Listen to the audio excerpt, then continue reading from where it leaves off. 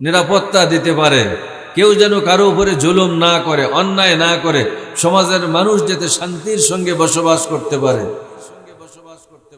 রাসূল সাল্লাল্লাহু আলাইহি ওয়াসাল্লাম সফল হননি সেই সময়। হেরা গুহায় ধ্যানে বসলেন, আল্লাহ রাব্বুল আলামিন তাকে কোরআন দান করলেন।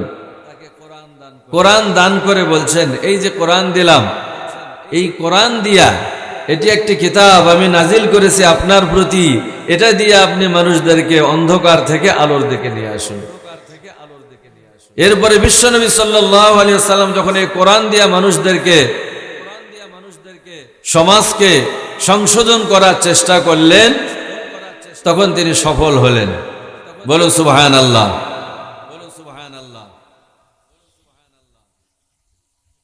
রাসূল সাল্লাল্লাহু আলাইহি ওয়াসাল্লাম এই কোরআনকে সমাজে প্রতিষ্ঠিত করেছেন, বাস্তবায়ন করেছেন।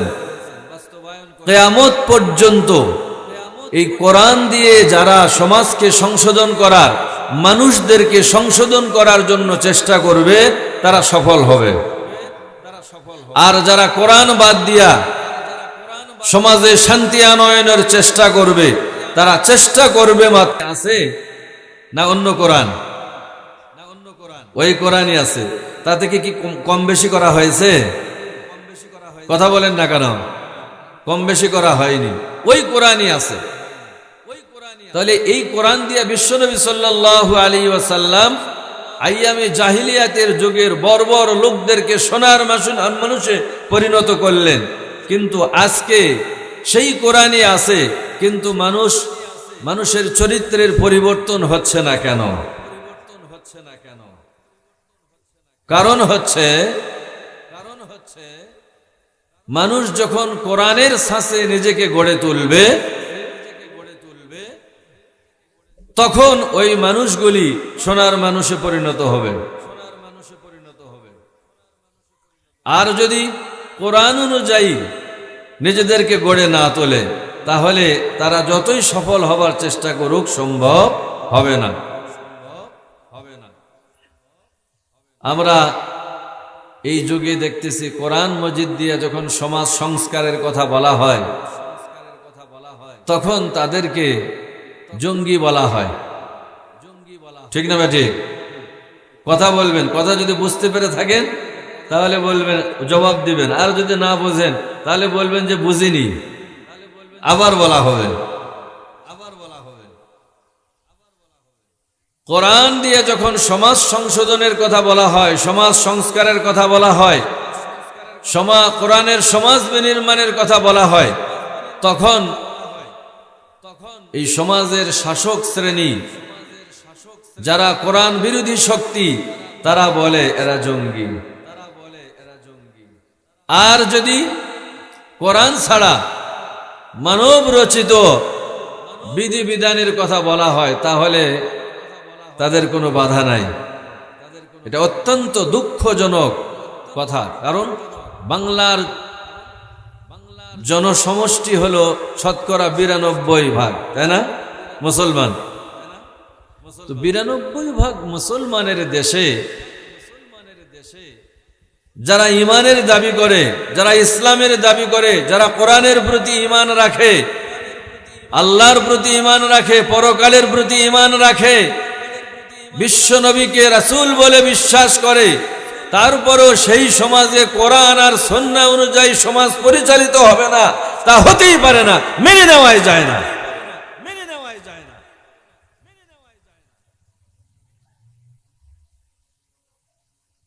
কোরআন দিয়ে সমাজ পরিচালনা করতে হবে, তাহলে এই সমাজে শান্তি আসবে।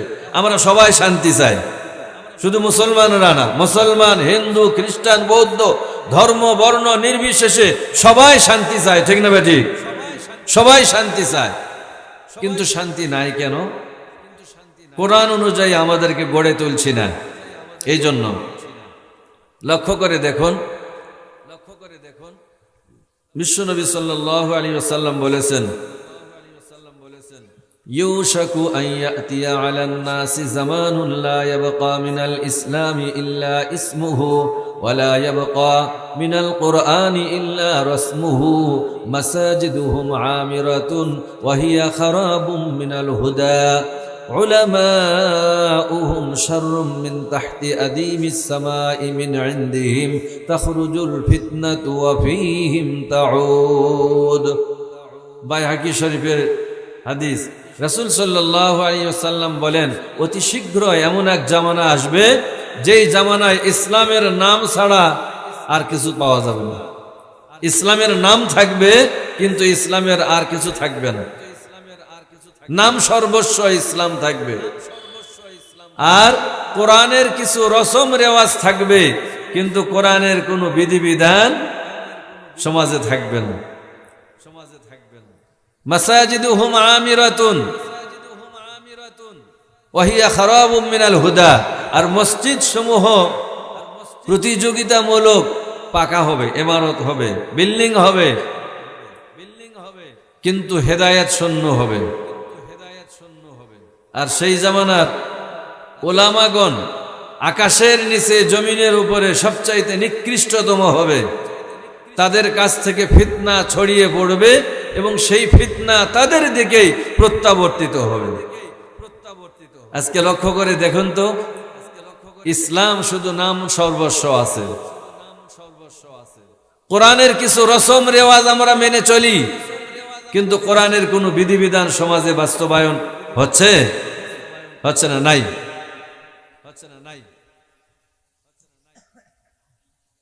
কোরআন যে কোরআন দিয়ে সমাজ এবং রাষ্ট্র চালাতে হবে মানুষ গোটা জীবন পরিচালনা করবে সেই কোরআনকেই দূরে রেখেছে শুধু কোরআনকে তেলাওয়াতে রেখেছি আমরা তাও শতকরা কতজন মানুষ তেলাওয়াত জানে বলেন তো খুব নগণ্য সংখ্যক যারাও জানে তাদের ভিতরে আবার অনেকের সহি নাই অসহি পড়ে যারাও আবার কোরআন শরীফ পড়ে তার ভিতরে অধিকাংশই না বুঝে পড়ে অল্প কিছু সংখ্যক বুঝে বুঝে পড়ে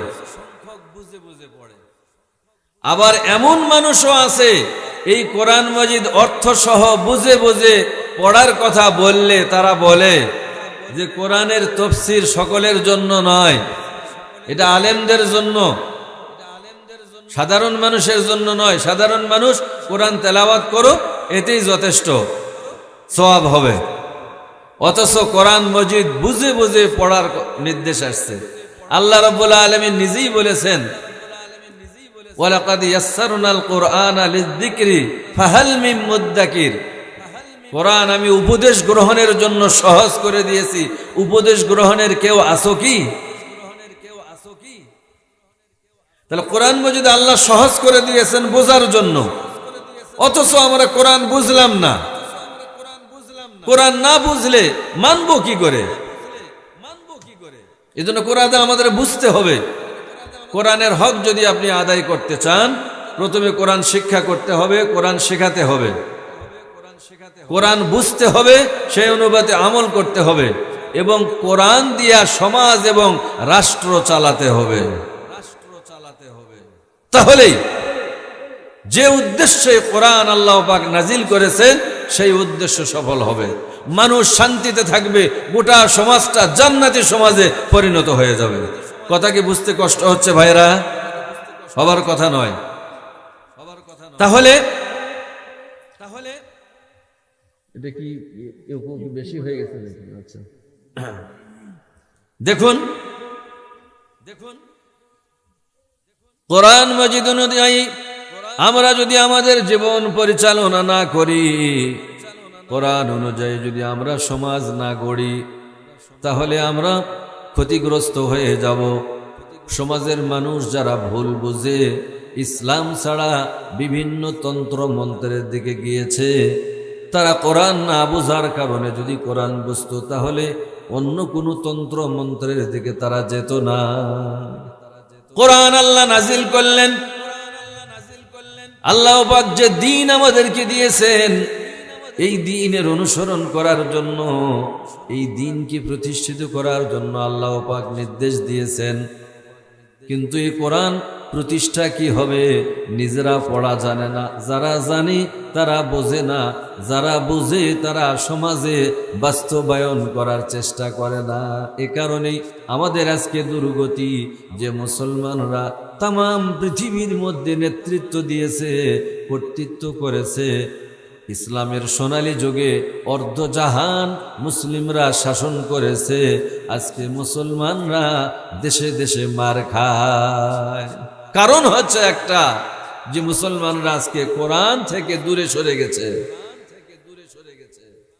আমাদের দেশের যে সকল সমস্যা, এই সমস্যার সমাধান করার জন্য কোরআনের দিকে যদি আমরা না তাকাই, তাহলে আমাদের সমস্যা দূর হবে না।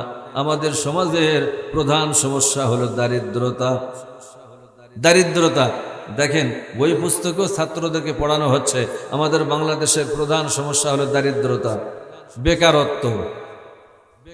এগুলো দূর করার জন্য সরকার চেষ্টা করতেছে, সবাই মিলে চেষ্টা করতেছে, কিন্তু দারিদ্রতা কি দূর হয়েছে? বেকারত্ব কি দূর হয়ে গেছে? হয়নি। কেন হচ্ছে না? আরো বড় সমস্যা দেখা দিয়েছে, দেশে ধর্ষণ চলছে, জেনা ব্যভিচারের বিস্তৃতি ঘটেছে, মদ জুয়া এগুলির ব্যাপক প্রচলন হয়ে গেছে, হত্যা গুম খুন দুর্নীতি এগুলি সমাজে ছেয়ে গেছে, ঘুষের প্রচলন হয়ে গেছে, সুদের প্রচলন হয়ে গেছে, গোটা সমাজের রন্ধ্রে রন্ধ্রে ছেয়ে গেছে। এই অন্যায় কাজগুলি চলতেছে। এগুলি দূর করার জন্য আমি যে কয়েকটা কথা বললাম, এগুলি দূর করা, সবগুলি দূর করার জন্য চেষ্টা করা হচ্ছে না। বেকারত্ব দূর করার জন্য যে চেষ্টা করা হচ্ছে, দারিদ্রতা দূর করার জন্য যে চেষ্টা করা হচ্ছে, সেই রকম চেষ্টা জেনা ব্যভিচার, হত্যা ধর্ষণ এগুলি বন্ধ করার জন্য সেই পরিমাণ চেষ্টা নাই। যেটুকু আছে সেটুকুই কোরআন দিয়া করা হচ্ছে না। এই জন্য আল্লাহ রাব্বুল আলামিন বলেছেন, ওয়ামান আ'রাদা আন যিকরি ফাইন্না লাহু মাঈশাতান দানকা ওয়া নাহশুরুহু ইয়াওমাল কিয়ামাতি আ'মা। ওয়ামান আ'রাদা আন যিকরি, আমার কোরআন থেকে যারা বিমুখ হবে, তাদের জীবন হবে, দুনিয়ার জীবন হবে সংকীর্ণ জীবন, আর আখেরাতে তাদেরকে অন্ধ করে উঠানো হবে। ওয়ানাহশুরুহু ইয়াওমাল কিয়ামাতি আ'মা, হাশরের ময়দানে তারা অন্ধ হয়ে উঠবে। যারা কোরআন থেকে দৃষ্টি অন্যদিকে ফিরাইয়া নেবে, অর্থাৎ কোরআনে দারিদ্রতা দূর করার, বেকারত্ব দূর করার, জেনা ব্যভিচার ধর্ষণ বন্ধ করার, খুন খারাপি বন্ধ করার, ঘুষ দুর্নীতি বন্ধ করার যে সকল নিয়ম নীতি আল্লাহ পাক কোরআন মাজিদে দিয়েছেন, সেগুলির থেকে মুখ ফিরাইয়া তারা অন্যমুখী হয়েছে। এরা অন্ধ হয়ে উঠবে হাশরের ময়দানে। হাশরের ময়দানে তারা চিৎকার দিয়া কান্নাকাটি করবে আল্লাহর কাছে, হে আল্লাহ, ক্বালা রাব্বি লিমা হাশারতানি আ'মা ওয়া ক্বাদ কুনতু বাসীরা। দুনিয়ার জীবনে আমরা চক্ষুষ্মান ছিলাম, আল্লাহ তুমি কেন আমাদেরকে হাশরের ময়দানে অন্ধ করে উঠালে? قال كذلك أتتك آياتنا فنسيتها وكذلك اليوم تنسى। আল্লাহ বলবেন, হ্যাঁ তোমাদেরকে আমি চোখ দিয়েছিলাম, এই চোখ দিয়ে তোমরা সব কিছু দেখেছো, তোমার স্ত্রীকে দেখেছো, তোমার সন্তানকে দেখেছো, তোমার পাড়া প্রতিবেশী দেশবাসীদেরকে দেখেছো, তোমার ফসল দেখেছো, ফসলের উন্নতি কিভাবে হবে, তোমার চাকরির উন্নতি কিভাবে হবে, তোমার সন্তান সন্ততির উন্নতি কিভাবে হবে, তোমার বাড়িটা কিভাবে বিল্ডিং হবে, আরো উন্নত হবে, তোমার ক্ষেত খামার কলকারখানা এগুলি কিভাবে উন্নত হবে, সব কিছু তুমি দেখেছো। কিন্তু আমার কোরআনের দিকে দেখার তোমার সুযোগ হয় নাই। আমি কোরআনের মধ্যে যেই ফর্মুলা দিয়েছিলাম, ওই সমস্ত সমস্যা দূর করার জন্য সেই ফর্মুলাগুলি তোমরা দেখনি, অন্যদিকে মুখ ফিরাইয়া নিয়েছো। কোরআন দিয়া ওই সমস্যা না দূর করে তোমরা জাতীয়তাবাদ, ধর্ম নিরপেক্ষতাবাদ, সমাজতন্ত্র, পুঁজিবাদ, বিভিন্ন রকমের তন্ত্র মন্ত্র দিয়া তোমরা এই সমস্যার সমাধান করার চেষ্টা করেছ। কোরআন থেকে মুখ ফেরানোর কারণে আল্লাহ রাব্বুল আলামিন তাদেরকে অন্ধ করে উঠাবেন। এই জন্য আল্লাহ পাক বলবেন, তোমাদেরকে তোমরা যে আজকে অন্ধ করে তোমাদেরকে উঠাইছি, তোমাদের চোখের দৃষ্টি শক্তি ফেরানোর আমি কোনো চেষ্টা করব না, তোমাদেরকে পরিত্রাণ দেওয়ারও আমি কোনো চেষ্টা করব না। সেই দিন কি অবস্থা হবে বলুন তো? বড় হতভাগ্য, দুর্ভাগা তারা যারা সেদিন অন্ধ হয়ে উঠবে। আমরা কি অন্ধ হয়ে উঠতে চাই না। সুতরাং আজকে আমাদের চোখ আছে, এই চোখ দিয়ে সব দেখতেছি, কিন্তু কোরআনের এই ফর্মুলাগুলি আমরা দেখছি না।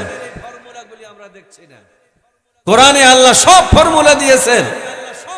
মানুষের জীবনের যত রকমের সমস্যা আছে সব সমস্যা সমাধান করার জন্য কোরআন মাজিদের মধ্যে ফর্মুলা দেওয়া আছে। সুতরাং আমাদেরকে আসতে হবে কোরআনের দিকে, তাহলে আমাদের দারিদ্রতা দূর হয়ে যাবে। বিশ্বনবী এটা দেখাইছেন। কোরআন মাজিদে আল্লাহ রাব্বুল আলামিন সুন্দর করে বলেছেন, ওয়াকিমুস সালাতা ওয়া আতুজ যাকাহ, তোমরা নামাজ প্রতিষ্ঠা করো, যাকাত দাও। আল্লাহ রাব্বুল আলামিন সূরা হজ্জের 41 নম্বর আয়াতে তিনি বলেছেন, আমি যদি মুসলমানদেরকে দুনিয়ায় ক্ষমতা দেই তাহলে তারা 4টা কাজ করবে। কয়টা কাজ করবে? কয়টা কাজ? 4টা কাজ করবে। কারা? যাদেরকে আল্লাহ দুনিয়ায় শাসন ক্ষমতা দেন, তারা 4টা কাজ করবে।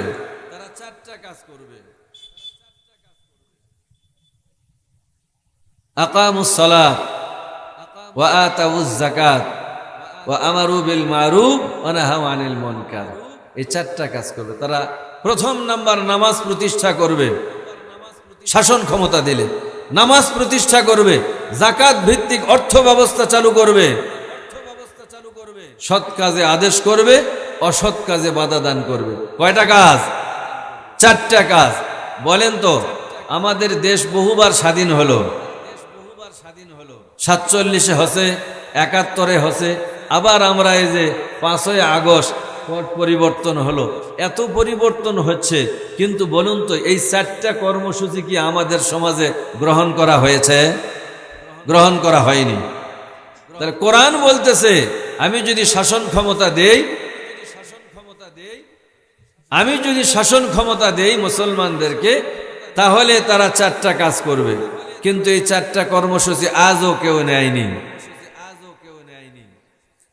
তাহলে যারা এই 4টা কর্মসূচি গ্রহণ করবে তাদেরকে নিয়ে আসা দরকার। ঠিক না বে ঠিক? কথা কয় না।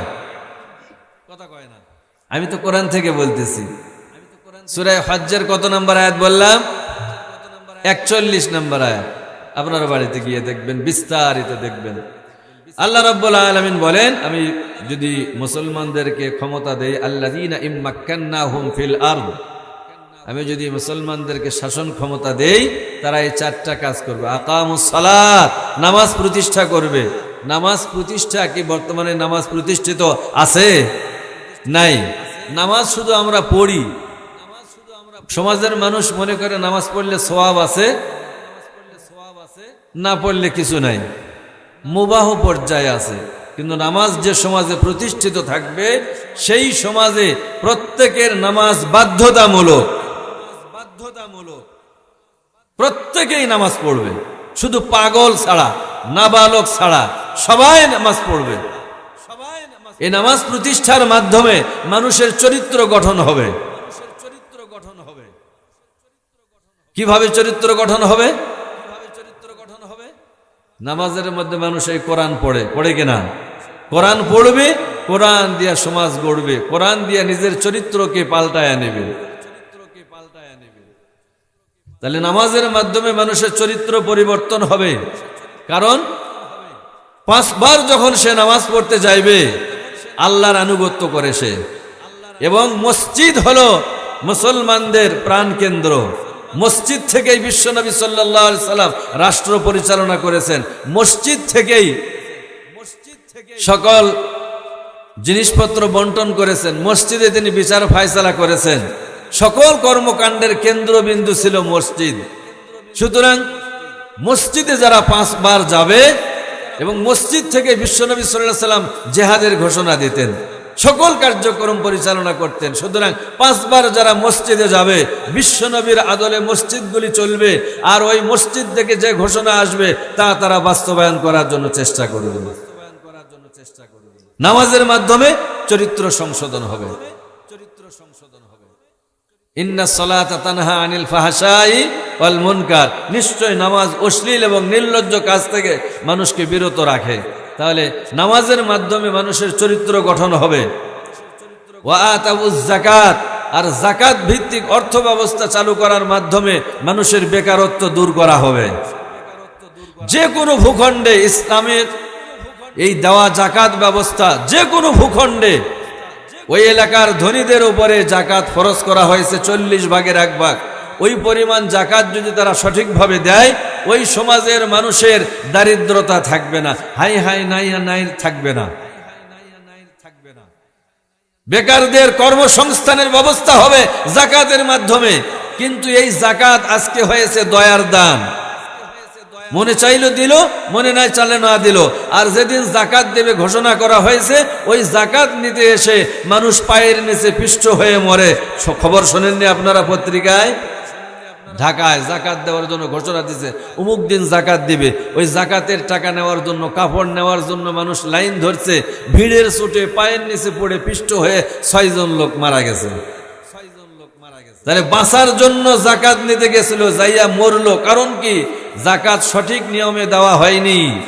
ইসলামের যাকাতের নিয়ম হলো রাষ্ট্র যাকাত আদায় করবে, সেই যাকাতের অর্থ দরিদ্রদের মধ্যে বন্টন করে দেওয়া হবে। কিন্তু এইভাবে যাকাত আদায় হয় না, মানুষের মধ্যে বন্টন করা হয় না, যার ফলে দারিদ্রতা দূর হচ্ছে না, বেকারত্ব দূর হচ্ছে না। দারিদ্রতা এবং বেকারত্ব দূর করতে চাইলে যাকাত ভিত্তিক অর্থ ব্যবস্থা চালু করতে হবে। আর এই কাজ যদি আমরা না করি, একটা ফরজ ইবাদত নষ্ট করার কারণে আমাদেরকে জাহান্নামে জ্বলতে হবে। মানুষ যদি না খেয়ে মরে, আল্লাহর কোন সৃষ্ট জীব যদি না খেয়ে মরে, এই মৃত্যুর জন্য ওই সমাজের সমাজপতি, ওই সমাজের নেতারা, ওই সমাজের শাসকরা, ওই সমাজের যারা ধনিক শ্রেণী, যারা যাকাত দেয়নি, এরা সবাই দায়ী হবে। ওই সকল মানুষের, সকল সৃষ্ট জীবের পক্ষ থেকে তাদের উপরে লানত বর্ষিত হবে। সুতরাং যাকাত ভিত্তিক অর্থ ব্যবস্থা চালু করা মুসলমানদের জন্য ফরজ কর্তব্য। কারণ আমরা যে ইবাদত করতেছি, এই ইবাদত কতটুকু হচ্ছে? আজকে সুদে সয়লাভ হয়ে গেছে। আমাদের বাংলাদেশের ব্যাংক, বাংলাদেশ ব্যাংক সুদ নেয়, সুদ দেয়, রাষ্ট্রীয়ভাবে সুদ চালু আছে। আপনারা কি আজকে নতুন শুনলেন নাকি? আগের থেকে শুনছেন না? আচ্ছা, যদি শুনে থাকেন তাহলে আমি বলবো, যদি আপনারা শুনে থাকেন তাহলে এই সুদ ভিত্তিক অর্থ ব্যবস্থা 92% মুসলমানের দেশে যদি চলে, তাহলে সেই দেশের মানুষের ইবাদত আল্লাহ পাক কবুল করবেন না।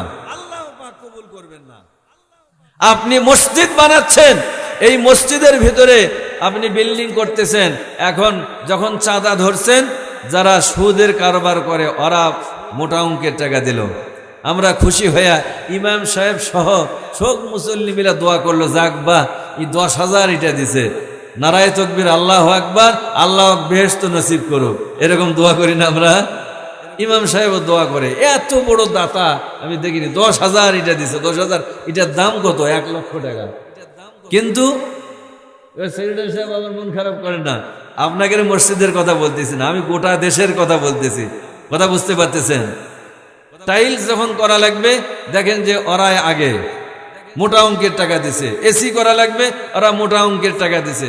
এখন এই সুদখোরের এসি নিয়ে তার আরামে বাতাস খাচ্ছি, সুদখোরের টাইলস নিয়ে তার উপরে আমরা সেজদা দিচ্ছি, সুদখোরের টাকা নিয়ে সেই টাকা দিয়ে মসজিদের যদি আমরা দেওয়াল নির্মাণ করি, তাহলে ওই ইবাদতখানার অবস্থাটা কি আপনারা বলেন তো দেখি। আর যদি বাংলাদেশের অর্থ ব্যবস্থাটাই যদি সুদমুক্ত যাকাত ভিত্তিক অর্থ ব্যবস্থা হয়, তাহলে মানুষকে ছাকনা দিয়ে খাওয়া লাগবে না, গোটা দেশের মধ্যে হালাল উপার্জনের পথ প্রশস্ত হয়ে যাবে। হারাম খানেওয়ালারা চোরের মতো পালায়া পালায়া হাঁটবে, ঠিক না বেঠি? মানুষ কখন সুদে টাকা নিতে আসে? যখন ঠেকে যায়। যারা সুদখোর তারা চায় মানুষ বেকায়দায় পড়ুক, ঠেকে যাক। ঠেকে গেলে দারিদ্রতা যদি বাড়ে, তাহলে আমার কাছে সুদের টাকা নিতে আসবে, ঠিক না বেঠি?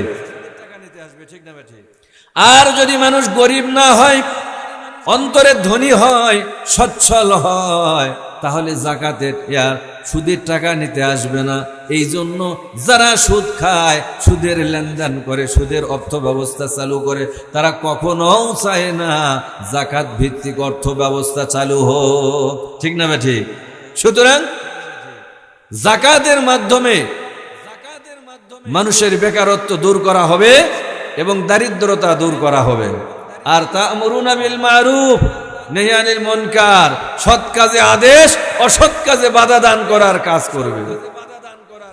সৎ কাজে আদেশ এবং অসৎ কাজে বাধা দান করার কাজটা রাষ্ট্র করবে, সমাজের সকল মানুষ করবে। এটা সকল মানুষের উপরে দায়িত্ব। ভাইরা আমার, এই কাজ যেমন রাষ্ট্র করবে, তেমনি সর্বস্তরের মানুষরা করবে। সবাই আমরা দায়িত্বশীল।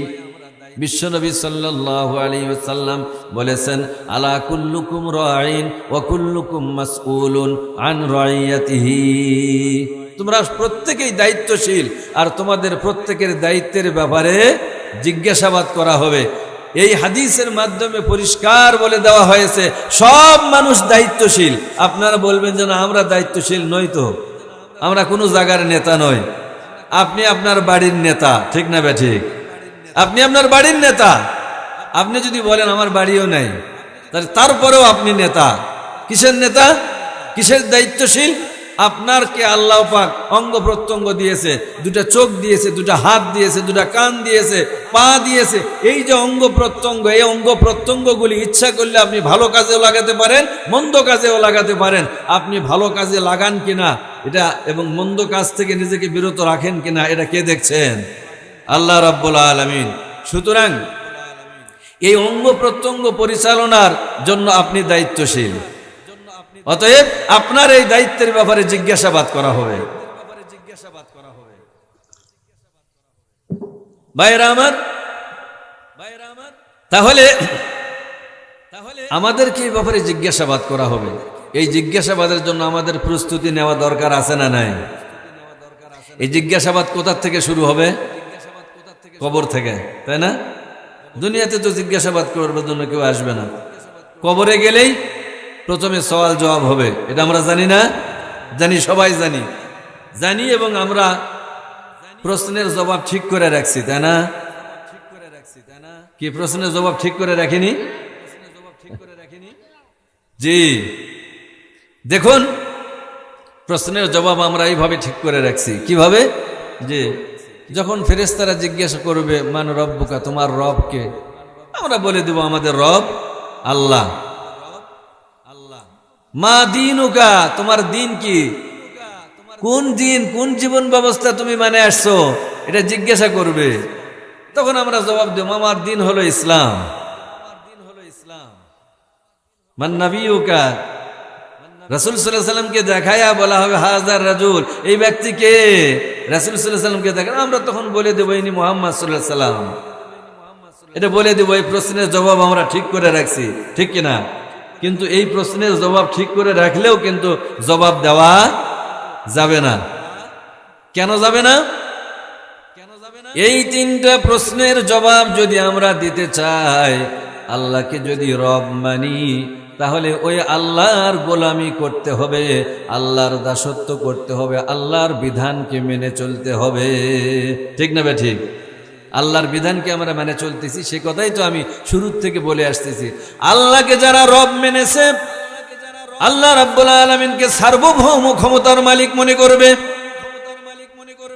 আল্লাহ হলেন সার্বভৌমত্বের মালিক, কিন্তু আমাদের বাংলাদেশে সার্বভৌমত্বের মালিক হলো জনগণ। বলেন তো এটা শিরক হচ্ছে কিনা? শিরক হচ্ছে। সার্বভৌমত্বের মালিক কে? জোরে চিল্লায়া বলেন। আমরা মুসলিম। আয়াতুল কুরসি পোড়া পোড়া খালি বুকে ফু দিলে চলবে না। আয়াতুল কুরসির মধ্যে আল্লাহ পাক পরিষ্কার বলে দিয়েছেন, আমি সার্বভৌম ক্ষমতার মালিক। আল্লাহকে বাদ দিয়ে যারা অন্য কাউকে সার্বভৌম ক্ষমতার মালিক মনে করবে, সেই ইমানদার নয়। সুতরাং আমাদের ইমান হরণের কারণ হয়ে গেছে। সংবিধানে যেখানে লেখা আছে যে জনগণই ক্ষমতার উৎস, এখানে সন্নিবেশিত করতে হবে, এই সংবিধানকে সংশোধন করে এখানে সন্নিবেশিত করতে হবে যে সার্বভৌম ক্ষমতার মালিক হলেন আল্লাহ, সকল ক্ষমতার উৎস হলেন আল্লাহ। ঠিক না বেঠি? আল্লাহ ক্ষমতা দিতেও পারে, ক্ষমতা ছিনায়াও নিতে পারে। এটা কি বাংলাদেশে আবার প্রমাণ করা লাগবে? খালি নমরুদ ফেরাউনের কথা শুনে আসতেছিলাম, আবু জেহেলের কথা শুনে আসতেছিলাম। আমরা বাংলাদেশে এটা দেখলাম যে আর হবে না, কোয়ার পরেও কেউ নামাতে পারবে না, তারপরেও আল্লাহ দেখায় দিলেন আমি পারি। ঠিক না ঠিক? আরো জোরে বলতে হবে, আল্লাহ পারেন, অবশ্যই পারেন। তিনি দেখায় দিলেন আমি পারি। মহা ক্ষমতাধর, তাকে আল্লাহ ঘাড় ধরে নামায় দিতে পারেন। সুতরাং ওই আল্লাহ পারেন, যে আল্লাহ পারেন, যে আল্লাহ হাতে সবকিছু ক্ষমতা, মৃত্যু দেন, মানুষকে জীবন দেন, সেই আল্লাহকে ক্ষমতার উৎস মনে না করে আমরা জনগণকে ক্ষমতার উৎস মনে করলাম। জনগণই আমাদেরকে ক্ষমতা দিতে পারে, ক্ষমতার থেকে নামাতে পারে। এইটা শিরক করা হয়। তবে যেখানে গণতন্ত্র আছে সেখানে ভোটের মাধ্যমেই নেতা নির্বাচিত হয়, সরকার গঠিত হয় ভোটের মাধ্যমে। ভোট দিয়ে কাউকে দায়িত্ব দেওয়া যায়, কিন্তু তাই বলে জনগণ ক্ষমতার মালিক নয়, ক্ষমতার উৎস নয়। ক্ষমতার মালিক হলেন আল্লাহ। ওই আল্লাহর কাছে যদি জবাবদিহিতা থাকে, তাহলে সব শাসকরা আল্লাহর ভয়ে প্রকম্পিত হবে যে আমি দুনিয়াতে যে শাসন ক্ষমতা চালাচ্ছি, যা কিছু করছি, এর সব কিছুর জন্য আল্লাহর কাছে জবাবদিহিতা করতে হবে। ইসলামের শাসকরা আল্লাহর সামনে জবাবদিহিতাকে ভয় করতেন, জনগণের অধিকার নিশ্চিত করতেন তারা আল্লাহর ভয়ে। বলেন না সুবহানাল্লাহ? ইসলামের শাসকদের কথা একটু বলার দরকার আছে না নাই? আছে। যেখানে ইসলাম প্রতিষ্ঠিত হয়েছে সেখানে আল্লাহর সার্বভৌমত্বকে মেনে নিয়ে ইসলাম প্রতিষ্ঠিত হয়েছে। ভাইরা আমার, বিশ্বনবীর প্রিয় সাহাবী খোলাফায়ে রাশেদিন, তারা যখন এই শাসন ক্ষমতা লাভ করেছিল, সোনালী শাসন তারা দেখিয়েছেন, তারা শাসন ক্ষমতা পরিচালনা করার জন্য তারা আল্লাহকে ভয় করতেন। হযরত ওমর দেশের শাসক, খলিফাতুল মুসলিমিন, এক জেহাদে সৈন্য পাঠিয়েছেন। সেই জেহাদে জয় হলো না, পরাজয় হলো। এই খবর শোনার জন্য তিনি উদ্গ্রীব ছিলেন, রাস্তার দিকে তাকায় আছেন, কোন সময় যেন আমার কাছে খবর আসে। এক সময় দেখা গেল দ্রুত গতিতে একটা লোক ছুটে আসতেছে, উঠে চড়ে খুব দ্রুত ছুটছে। আমিরুল মুমিনিন তার কাছে গিয়ে সালাম দিয়ে বললেন, ভাই আপনি কি অমুক জায়গার থেকে আসছেন? বলে হ্যাঁ। বলে খবর কি? পাত্তা দিচ্ছেন না হযরত ওমরকে লোকটা, কারণ তার উদ্দেশ্য হলো আমি কারো কাছে বলার আগে হযরত ওমরের কাছে বলবো। কিন্তু হযরত ওমর এখানে উপস্থিত, তার ধারণা ছিল যে হযরত ওমর সেই রকম প্রাসাদের মধ্যে, রাজপ্রাসাদে, রাজ সিংহাসনে বসে আছে, আমি সেখানে গিয়ে তাকে খবর দেব। ছুটে আসতেছেন হযরত ওমর, উটের সঙ্গে দৌড়াচ্ছেন। উটের সাথে কিন্তু হেঁটে হেঁটে যাওয়া যায় না, কিছুটা দৌড়ানোর মতো করে যেতে হয়। উটের ধাপ বিশাল বিশাল, দ্রুত হেঁটে যাচ্ছেন। হেঁটে যাইতে যাইতে হযরত ওমরের কাছে যখন গেলেন, গিয়ে দেখেন যেই লোকটার কাছে আমি খবর দিবার জন্য আসছি, সেই লোকটাই আমার সঙ্গে দৌড়ায়া দৌড়ায়া আসলো। আল্লাহু আকবার। ইসলামের শাসক, তাও বলেন এই বেটা তুমি কোথায় যাও, কার কাছে যাও? বলতে পারতেন তো, আমি তো খলিফাতুল মুসলিমিন, কোথায় যাও তুমি? খবর দিলে আমার কাছে দাও। তিনি বলেননি। ইসলামের খলিফা হযরত ওমর আল্লাহকে ভয় করতেন। এলাকার মানুষরা সুখে আছে না দুঃখে আছে তা দেখার জন্য তিনি ঘুরে বেড়াতেন। একদিন রাত্রিবেলায় এক এলাকার মধ্যে গেলেন, গিয়া দেখতেছেন দূরে একটা বাতি জ্বলে। কি হয় ওখানে? নিকটে গিয়া দেখেন ছোট্ট একটা তাঁবু, তাঁবুর পাশে একজন মহিলা পাথর দিছে, পাথর দিয়া উপরে পাতিল দেওয়া আছে, পাতিলের মধ্যে কি যেন রান্না করতেছে। আর তাঁবুর ভিতরে কয়েকটি বাচ্চা করুণ স্বরে কান্না করতেছে, বলতেছে মা আমাকে খাবার দাও, খাবার দাও, আর বাঁচি না। এত ক্ষুধার্ত বাচ্চারা। হযরত ওমর চিন্তা করলেন, বাচ্চারা কান্নাকাটি করতেছে, খাবার চাচ্ছে, মা কি জাল দেয়। চুলার কাছে গিয়া দেখে পাতিলের মধ্যে তো পানি, আর পাতিলের মধ্যে কিছু পাথরের টুকরা দিয়েছে। চুলায় জাল, বাচ্চারা কান্নাকাটি করতেছে। হযরত ওমর জিজ্ঞাসা করলেন মা তোমার কি অবস্থায়, বাচ্চারা কাঁদে কেন? আর তুমি বা চুলার মধ্যে কি রান্না করো? চুলার মধ্যে তো খাবার কিছু দেখি না, পানি আর পাথর। মহিলা বলে যুবক কোত্থেকে আসছো জানি না, আমি এই চুলা জ্বালাইছি বড় কষ্টে, কারণ আমার সন্তানরা খাবার কিছু পায় নাই, না খেয়ে আছে, একাধিক দিন না খেয়ে আছে, খাবার কোনো ব্যবস্থা করতে পারিনি। বাচ্চাদের কান্না থামানোর জন্য আমি চুলায় পানি আর পাথর দিয়া জাল দিচ্ছি, আমার বাচ্চারা মনে করবে মা কি যেন রান্না করতেছে। এই ভাবতে ভাবতে একসময় বাচ্চারা ঘুমায়া পড়বে, আর আমি পাতিলটা নামায়া আমিও শুয়ে পড়ব। হযরত ওমরের চোখে পানি এসে গেল। আর এই বাচ্চারা না খেয়ে আছে, মায়ের কাছে খাবার চায়, মা খাবার দিতে পারে না, খাবার নাই। চুলায় পানি আর পাথর দিয়া আগুন ধরাইয়া দিয়েছে। হযরত ওমর দৌড়ায়া গেলেন, খাজানচি খানায় গিয়া আটা নিয়ে আসলেন, আরো খাবার বস্তু নিয়ে আসলেন। এবারে চুলার উপরে দিয়া তিনি ফুঁক দিয়া জাল ধরায়া খাবার তৈরি করে ওই মহিলাকে বললেন মা তোমার সন্তানদেরকে উঠাও, তাদেরকে খাবার দাও, তুমি খাও। মহিলা খাইলো, সন্তানরা খাইলো, সন্তানরা খুশি হয়ে গেছে, মহিলা খুশি হয়ে গেছে। মহিলার চোখ দিয়া এবারে পানিয়া পড়তেছে দর দর করে। হযরত ওমর বলেন মা এতক্ষণ পর্যন্ত তোমার তো কষ্ট ছিল, দুঃখ ছিল, কিন্তু এখন তুমি কাঁদো কেন? মহিলা বলে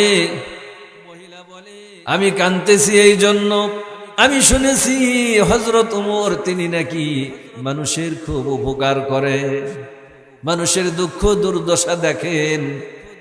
আজকে আমার দুঃখ দুর্দশা দূর করার জন্য কাউকে পাই নাই, তোমার মতো একজন ভালো মানুষ পাওয়ার পরে আমার এই দুঃখ দূর হয়ে গেছে, সন্তানদের মুখে হাসি ফুটেছে, আর আমার চোখে পানি এই জন্য যে আমার মনে হয় ওমর যদি খলিফা না হইয়া তোমার মতো ভালো মানুষ যদি খলিফা হতো তাহলে এই সমাজের মানুষ আরো উপকৃত হতো। এবারে হযরত ওমরের চোখ দিয়ে আরো পানি পড়ে, আর কান্দে, কিছু বলতে পারে না। হযরত ওমর বলেন মা কাল যখন ভোর হবে তুমি মসজিদে নববীতে এসো, তোমার জন্য কিছু ব্যবস্থা হযরত ওমরকে বলে তোমার জন্য ব্যবস্থা করে দিব। মহিলা খুশি হয়ে গেল। পরের দিন মসজিদে নববীতে এসেছে, সকালবেলা দেখে লোকেরা মসজিদে আছে, আর সবাই যেই লোকটার দিকে তাকায় আছে, যার কথা শুনি সেই লোকটাই তো সেই লোক যে রাত্রিবেলায় তাদেরকে রান্না করে খাওয়াইছে। মহিলা ভয় পেয়ে গেল, কি বলি, আমার তো মনে হয় এইটাই খলিফা। তার কাছে কেমনে যায়? রাত্রিবেলা এসে চুলায় জাল দিছে, ধোঁয়া তার চোখে লেগেছে, আমাদের জন্য সেবা করেছে, এবং তার সামনেই ওমর সম্পর্কে কি বাজে মন্তব্য করেছি। আজকে যদি তিনি আমাকে তিরস্কার করেন তাহলে আমার লজ্জা রাখার কোনো জায়গা থাকবে না। এমন চিন্তা করতেই হযরত ওমর তাকে দেখতে পেয়ে তার নিকটে গিয়া বললেন, মা আর কোনো কষ্ট হয়েছে নাকি? সাথে সাথেই তাকে অনেকগুলি খাবার বস্তু দিয়ে দিলেন। মহিলা বলে, আমিরুল মুমিনিন, আমার বড় ভুল হয়ে গেছে, অন্যায় হয়ে গেছে, রাত্রিবেলায় আমি আপনাকে চিনতে পারিনি, আমি ওমর সম্পর্কে আপনার সম্পর্কে বাজে মন্তব্য করেছি। হযরত ওমর বলেন, না মা, তোমার কোনো দোষ নাই, বরং তুমি ভয় পেও না, তুমি এই মাল সামানগুলি নিয়ে যাও, তুমি ওমরের জন্য একটু দোয়া করো, আমি তোমার কাছে দোয়া চাই, তুমি যেন আমার জন্য বদদোয়া করো না। তোমার সন্তানরা না খেয়েছিল, তুমি না খেয়েছিলে, তোমরা যে কষ্ট করেছো সেই কষ্টের জন্য আদালতে আখিরাতে যদি আল্লাহর দরবারে আমার বিরুদ্ধে নালিশ দাও তাহলে আমার নাজাতের কোনো উপায় থাকবে না। এই জন্য আমি ওমর আপনার কাছে ক্ষমা চাই, দয়া করে আমাকে মাফ করে দিন। আল্লাহু আকবার। এরা হলো ইসলামের শাসক। মানুষের অধিকার তাদের দ্বারা নিশ্চিত হয়েছে, মানুষের দুঃখ দুর্দশা দূর করার জন্য তারা চেষ্টা করেছে। আজকে সমাজের দিকে তাকালে আমরা কি দেখতে পাই যে সাধারণ মেম্বার, চেয়ারম্যান থেকে শুরু করে একজন মেম্বার পর্যন্ত বিধবা ভাতা, বয়স্ক ভাতা মারিয়া দেয়। ঠিক না বেঠিক? আপনারা মন খারাপ করতেছেন? আমি কোনো নির্দিষ্ট মেম্বারের কথা বলিনি তো, ঠিক কিনা? কিন্তু আমাদের দেশে আছে কিনা? আছে, মেরে দেয়। যে দেশের প্রধানমন্ত্রী পিউনের 400 কোটি টাকা হয়, সেই দেশের জনগণের কি অবস্থা হতে পারে বুঝতে পারেন? সারা জীবন যদি ওই বেতন পায় তাহলে 100 কোটি টাকা হবে না, আর সে 400 কোটি টাকার মালিক। বাড়ির অভাব নাই, গাড়ির অভাব নাই। কোত্থেকে আসছে এগুলি? জনগণের সম্পদ মেরে দিয়েছে। কেন? ইসলাম না থাকার কারণে। যদি আল্লাহর সার্বভৌমত্ব থাকতো, জবাবদিহিতার ভয় থাকতো, ইসলাম যদি প্রতিষ্ঠিত থাকতো, তারা এই কাজ করতে পারতো না। ভাইরা আমার, এখন আপনারা বলবেন মা বোনেরা বসে আছে, তারা হয়তো মনে করতেছে মহিলাদের জন্য কোনো ওয়াজ করে না হুজুররা, মা বোনদের জন্য কিছু কথা বলতে চায়। আপনারা কি বেজার হবেন নাকি মা বোনদের কথা বললে? মা বোনদের জন্য কিছু কথা বলতে হবে। মা বোনেরা তাদেরকে একটু ভুল বুঝায় অনেক মানুষরা, বলে ইসলাম যদি কায়েম হয় তাহলে নারীর অধিকার তো আরো খর্ব হবে, কারণ ইসলাম পর্দা করে চলবার কয়। তারা ভয় দেখায়, ইসলাম বিদ্বেষীরা ভয় দেখায় যে ইসলাম যদি কায়েম হয়ে যায় নারীদেরা ঘরের মধ্যে বন্ধ করে রাখবে, তাহলে তাদের অধিকার হারা হয়ে যাবে। তারা বুঝাতে চায় পুরুষের সাথে কাঁধে কাঁধ মিলায়া কাজ করবে, নারীরা কত স্বাধীনভাবে মুক্তভাবে বেড়ে বেড়াচ্ছে। কিন্তু এই মুক্তভাবে বেড়ে বেড়ানোর ধরনটা কি রকম? কি কয় যে ছোট ভাইয়ের সম্পত্তি দাওনি, বোনের সম্পত্তি দাওনি, সেগুলো পরিশোধ করে দিতে হবে, দিয়ে আল্লাহর কাছে মাফ চাওয়া লাগবে। এই ওয়াজ শুনতে ভালো লাগবে? ভালো লাগবে না, কিন্তু শুনতে হবে। তাই বলছিলাম, ইসলাম নারীদেরকে অধিকার দিয়েছে, এই অধিকার নিশ্চিত করতে হবে। আল্লাহ রাব্বুল আলামিন আমাদের জন্য এই ব্যবস্থা করে দিয়েছেন। জেনা ব্যভিচার, এই ক্ষেত্রে নারীরা অগ্রণী ভূমিকা পালন করে। মা বোনেরা কান পেতে শুনুন, চোর যদি হয় তার কথা বলা হয়েছে ওয়াসারিকু ওয়াসারিকাতু, চোর এবং চুন্নি ফাকতাউ আইদাহুমা, তাদের হাত কেটে দাও। আর জেনার কথা বলা হয়েছে আয-যানিয়াতু ওয়াজ-যানি, জেনাকারিনী এবং জেনাকারী, তাদেরকে বেঁত লাগাতে বলা হয়েছে 100 দররা। আর যদি বিবাহিত হয় তাহলে তাকে ছাতি পর্যন্ত মাটির মধ্যে গেড়ে তাকে রজম করতে হবে। যদি এই ইসলামের বিধান থাকতো, ওই দৃশ্য দেখলে ধর্ষণ হওয়া তো দূরের থাকলো, ওই সুরসুরিও বন্ধ হয়ে গেল, ঠিক না ব্যাঠি? কিন্তু ওই শাস্তির ব্যবস্থা নাই, কোরআনের ওই আইন, ওই বিধান নাই সমাজে। যদি থাকতো, আর আল্লাহ পাক বলেছেন জেনাকে বন্ধ করার জন্য, ধর্ষণকে বন্ধ করার জন্য জেনা ব্যভিচারের নিকটবর্তী যে কাজগুলি সেগুলি বন্ধ করতে হবে। আল্লাহ এই জন্য বলেছেন ওয়ালা তাকরাবুজ জেনা, তোমরা জেনার নিকটবর্তীও হয় না। অর্থাৎ যে সকল জিনিস জেনার দিকে ধাবিত করে সেই কাজও তোমরা, সেই কাজের ধারে কাছে যেও না। ইন্নাহু কানা ফাহিশা, এটা অশ্লীল কাজ, ওয়াসাআ সাবিলা, এটা ধ্বংসের পথ, এটা অশ্লীল কাজ এবং ধ্বংসের পথ। সুতরাং জেনা, ব্যভিচার, ধর্ষণ এগুলি ধ্বংস ডেকে আনে। ওই ধ্বংস থেকে এই মুসলিম সমাজকে বাঁচাতে হলে, ধর্ষণ বন্ধ করতে হলে ইসলামের দেওয়া, কোরআনের দেওয়া নিয়ম বিধিবিধান চালু করা ছাড়া আর কোনো উপায় নাই, ঠিক না ব্যাঠি? সুতরাং নারীদের অধিকার যদি নিশ্চিত করতে চান, নারীদের মধ্যে কোন নারীরা ভালো? আল্লাহ নবীর কাছে জিজ্ঞেস করা হলো আইয়ুন নিসায়ে খায়রুন, কোন নারীরা উত্তম, কোন নারী ভালো? ক্বাল আল্লাতী তাসুররুহু ইযা নাযারা ওয়া তুতিউহু ইযা আমারা। আল্লাহ নবী বললেন ওই নারীরা উত্তম যে নারীর দিকে তার স্বামী তাকালে স্বামীর মন ভরে যায়, আর যে নির্দেশ করে সেই নির্দেশ পালন করে। ওয়ালা তুখালিফু, আর তার মাল সম্পদের ব্যাপারে স্বামীর অগোচরে, তার মাল সম্পদের এবং নিজের স্ত্রী অর্থাৎ নিজের ইজ্জত আবরুর হেফাজত করে। স্বামীর অনুপস্থিতিতে নিজের আবরুর হেফাজত করে আর মালেরও হেফাজত করে, ওই নারী হলো উত্তম। এখন আমাদের সমাজের নারীরা সাজগোজ করে কি স্বামীর কাছে না পরপুরুষের কাছে? পরপুরুষের কাছে, উল্টা কাজ। এই ওয়াজটা আমি মাঝে মাঝেই করি এই জন্য যে আমাদের খেয়াল করে,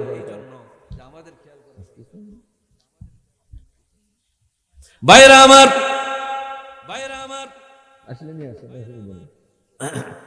ভাইরা আমার, আমি কথা আলোচনা করতেছিলাম ওই নারী উত্তম যে নারীর দিকে তাকালে স্বামীর মন ভরে যায়, স্বামী নির্দেশ করলে সেই নির্দেশ পালন করে, আর স্বামীর অসাক্ষাতে, অনুপস্থিতিতে স্বামীর মাল সম্পদ এবং ওই স্ত্রী তার নিজের ইজ্জত আবরুকে সংরক্ষণ করে, ওই নারী উত্তম। আর পুরুষদেরকে বলা হয়েছে, পুরুষরা যখন জিজ্ঞেস করলো ইয়া রাসূলুল্লাহ আমাদের স্ত্রীদের আমাদের কাছে কি হক রয়েছে, বিশ্বনবী বললেন আনতুতিমাহা ইযা তুআমতা ওয়া তাকসুহা ইযা ইকতাসাবতা, তোমরা যেমন খাবে তাদেরকে তেমনই খাওয়াবে, তোমরা যে ধরনের পোশাক পরিধান করো তাদেরকে তেমনই মানের পোশাক পরিধান করাবে। ওয়ালা তুকাব্বিহু, তাদেরকে গাল দিবে না। ওয়ালা তাদরিবুল ওয়াজহা, তাদের চেহারায় মারবে না। ওয়ালা তুকাব্বিহু, তাদেরকে গাল দিবে না। ওয়ালা তাহজুর ইল্লা ফিল বাইত, আর যদি কোনো সময় তাদের প্রতি মন খারাপ হয় ঘরের মধ্যে আলাদা হয়ে থাকো, বাইরে যান, চলে যায় না। স্বামীদেরকে বলা হচ্ছে, বলেন না সুবহানাল্লাহ। এইভাবে যদি স্বামী স্ত্রীর মিল মহব্বত থাকে তাহলে ওই বাড়িটা হবে জান্নাতের একটা টুকরা। এই জন্য আপনাদের কাছে আমি বলতেছিলাম যে নারীর অধিকার বলেন, মানুষের অধিকার নিশ্চিত করতে হলে কোরআন এবং সুন্নাহর দিকে আসতে হবে। বিশ্বনবী এই পথে আমাদেরকে দেখাইছেন, আর আজকের মানুষ কোরআন সুন্নাহ থেকে দূরে সরে যাচ্ছে। সুতরাং বাংলার জমিনে কোরআন সুন্নাহ চালু হোক, এই দৃশ্য আমরা দেখতে চাই। আপনারা রাজি আছেন? শুধু মুখে মুখে বললে তো হবে না, আপনারা যদি বলেন কোরআন সুন্নাহ চালু হয়ে যাক, এ কথা বললেই চালু হয়ে যাবে? এ কথা বললেই চালু হবে না।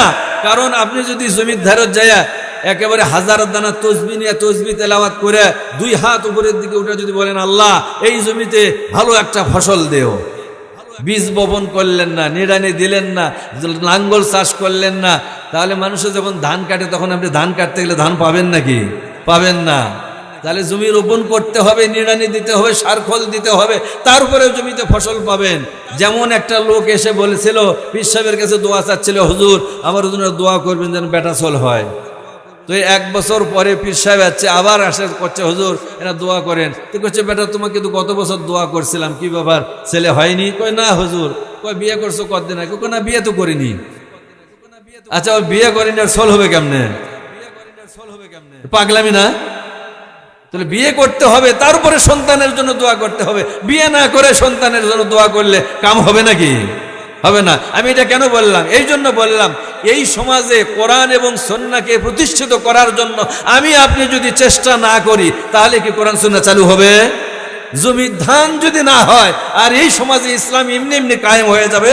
বিশ্বনবী দেখাইছেন, বিশ্বনবী মক্কায় একদল লোক তৈরি করেছেন, সেই লোকদেরকে নিয়ে হিজরত করে মদিনায় গেছেন। মদিনায় যাইয়া লোকদেরকে সংঘবদ্ধ করে, দলবদ্ধ করে, তাদেরকে প্রশিক্ষণ দিয়ে নিজে 10 বছরের জীবনে 27টি যুদ্ধ করেছেন। 27টি যুদ্ধ করার পরে মদিনায় ইসলামী রাষ্ট্র কায়েম করে সেই রাষ্ট্রের মাধ্যমে তাম পৃথিবীতে ইসলামের হাওয়া ছেয়ে দিয়েছেন। ঠিক না ঠিক? ওই সমাজে শান্তি নেমে এসেছিল। বিশ্বনবী যেই আদর্শ দেখায় গেলেন, সেই আদর্শ, সেই সুন্নাত থেকে আমরা দূরে সরে এসেছি। আজকে আমাদের বাংলার জমিনে 92% মুসলমানের দেশেও আমরা ইসলাম কায়েম করতে পারিনি। আল্লাহর কাছে জবাবদিহি করতে হবে।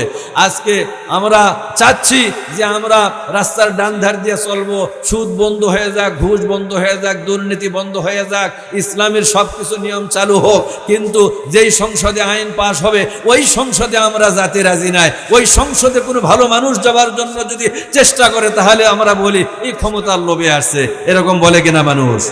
অতএব পরিবর্তন চাইলে ভালো মানুষদের দ্বারা সমাজ শাসিত হতে হবে।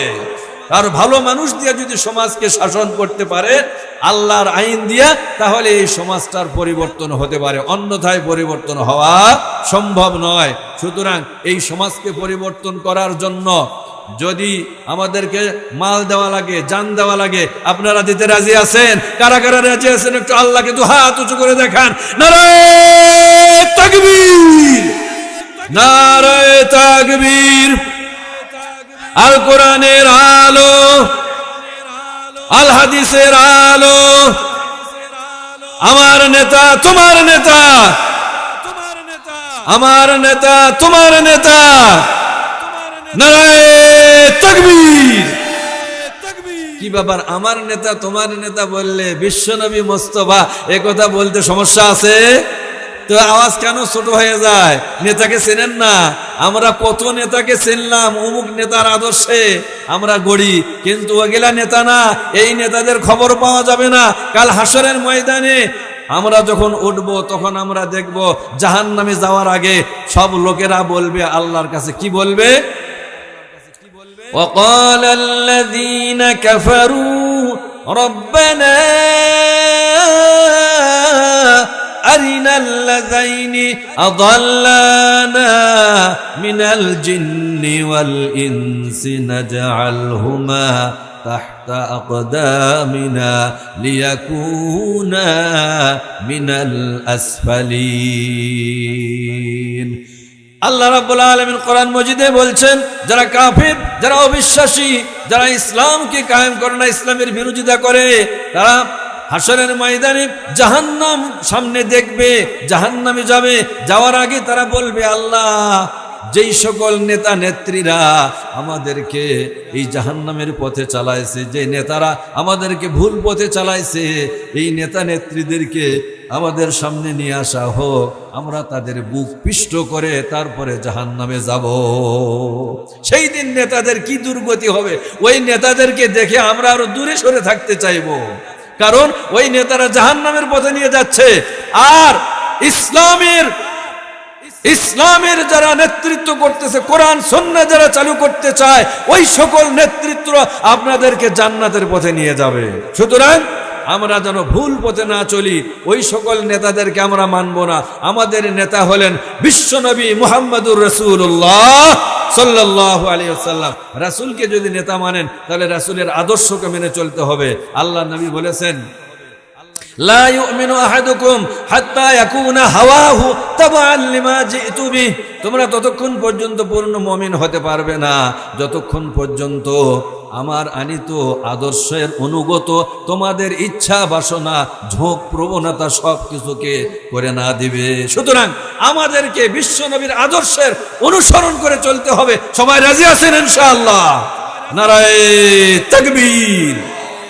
ওয়া আখিরু দাওয়ানা আলহামদুলিল্লাহি রাব্বিল আলামিন। ওয়াসসালামু আলাইকুম ওয়া রাহমাতুল্লাহ।